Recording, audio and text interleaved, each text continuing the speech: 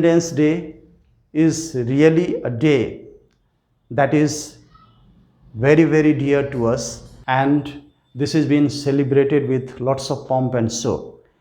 So we have many of the ways. Some of them I have tried to capture here, like visit of the Red Fort monument by Prime Minister for flag raising ceremony. This is really a kind of, mesmerizing show. Everybody wants to remain glued to the TV for that. Then televised address of the Prime Minister to the nation. So that is also very nice to listen to him. Thereafter, conducting various games and sports like events, including flying kites. Flying kite, I would emphasize out here, this was a game, this was a kind of game that people liked on that very day. And since that day, it's been there in vogue, especially in Uttar Pradesh. Then organizing cultural programs like singing, dancing, poem recitation, they all are there. We have, certain certain kind of the ecstasy to mark this day. So we keep wearing the tricolor band, badges and all. We hoist flags onto our buildings. We see them unfurling even onto government buildings. They are there. Thereafter, we sing national anthem, patriotic song. We conduct parades. They all are beautiful to look at. Thereafter, other things also, like a lot of charity and all that keeps on happening on that very day. So that's it. Then the thing is that why do we celebrate? This is a question. So some of those aspects I have tried to cover up here. Like first point I am sharing here, paying tribute to freedom fighters. You see, those people who had sacrificed their lives, to some of them we are finding their names being mentioned in the Indian history. But there were many to whom we haven't given their due respect, since they are not even mentioned in the Indian history. So we pay tribute to them. Because of them, we have this free air where we are breathing in. Then we have certain more other points. Next point is to celebrate the spirit of freedom. Freedom is joyful.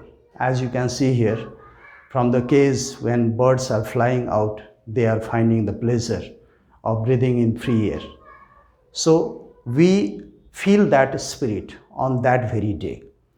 The children, the adult, the old, everybody has a kind of feeling that we are free from colonial rulers. We have our own governance and we have our own system. So this is something to feel proud of.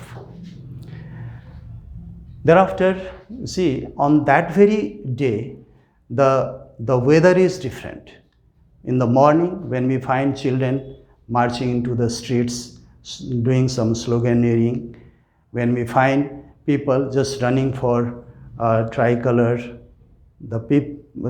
flags, and then the people just thronging somewhere to unfurl the flag and all, that is really awesome to look at. So the feeling of patriotism is great. Of course, we have done the whole thing, but then last point I have tried to include here, is it that it is just coming to an end here that we celebrate it with pomp and show, much pomp and show. Is that enough? No, it's not enough. We have to bow, we have to take a place, that whatever wrong things are happening around us, we should address them. We should try to put them to an end. Among them all, there are many things visible, like we have poverty. Why not we should get rid of poverty? We have illiteracy. Why not we should come out of it? Why is it that we have social conflicts, political turmoil, environmental degradation? So everybody All of us will have to put our hands together, and then we have to make our country great. Towards the end, under the conclusion part, I have put up the statement which was given by F. Max Muller. This is great statement, and I would prefer to read it.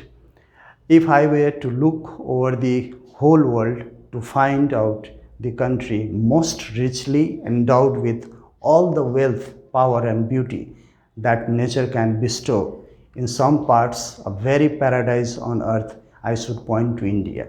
You see, what a kind of, statement is the biggest statement is there, which makes us feel proud of our nation. Our nation is bountiful in almost all resources. What is there which we don't have? We have mountain, plateau, plains, we have all different animals, we have all different culture, everything. So it makes this country beautiful to live in. And when we find it, the safeguarding of nation that lies into our hands, we have to protect it. We have to preserve its unity in diversity. So here, another statement that was given by Dr. APJ Abdul Kalam, he says, for the people and nation to rise to the highest, they must have a common memory of great heroes and exploits, of great adventures and triumphs in the past. Until and unless we are not looking at the past, we are not trying to know our heroes, the ones who had sacrificed their, all desires, their all aspirations for us, will it be enough to celebrate with much pomp and show? I think it would not be there. So Dr. Kalam is of the opinion that we should teach our children that the freedom that is there, for which we are boasting, this is a kind of gift given by our forefathers. So let us all cherish it. Let us all feel proud of it. Jai Hind.